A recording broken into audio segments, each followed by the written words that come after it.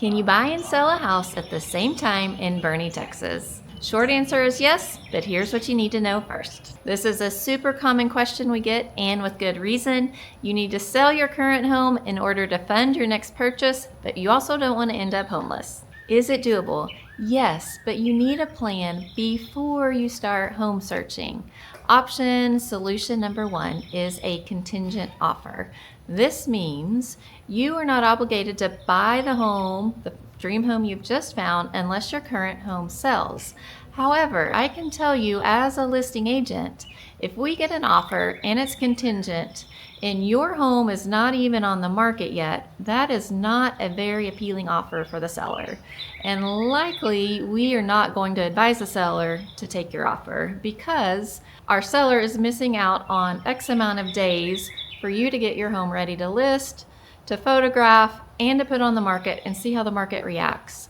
So if you're thinking about making a contingent offer, go ahead and prep it. Go ahead and take listing photos, get it on the market, get it under contract, then make your offer and get your current home out of the option period as well.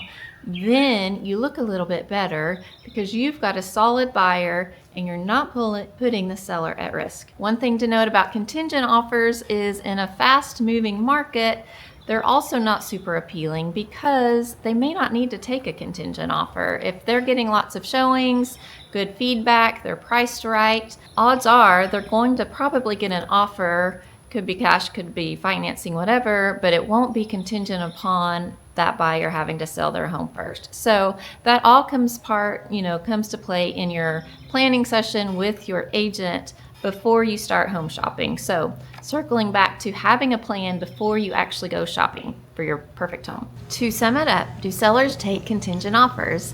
The answer is yes. You just need to position yourself such that you're not placing all the risk on the seller. If you bring a contingent offer, make sure it's out of option period and you're on track to close on time. Option 2 is negotiate a leaseback on the sale of your home. This means you close on your home and your buyer becomes your landlord. You now pay them rent for 30, maybe 60 days. We typically don't like to go beyond 60 days. This gives you time to close and move in to your new home. Now remember, you have to negotiate that leaseback on the front end, not at the end. So remember that all circles back to having a conversation with your agent and starting with a plan. If you're unable to negotiate a leaseback, we need to find you a short-term rental. That could be an apartment, that could be a house, it could even be an Airbnb. But this means you have to move twice. Nobody really loves this option because, let's face it, we're in Texas and it is hot. And nobody really likes to move once, much less twice, but it does get the job done and it does get you to your goal. So remember, keep your eye on the prize and remember what the goal is, and that is to get you to your new home.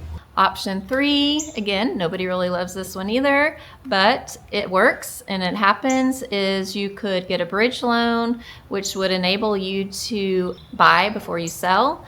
You could just qualify to possibly carry 2 mortgages, which nobody loves to have 2 mortgages, but it would prevent you from moving twice. But you could also have your new house mortgage and perhaps your current home that you've moved out of may not sell as quickly as you'd hope. So all things to take into consideration. It is definitely a strategy to think about and discuss and look at the pros and cons. They definitely each have pros and cons to each side.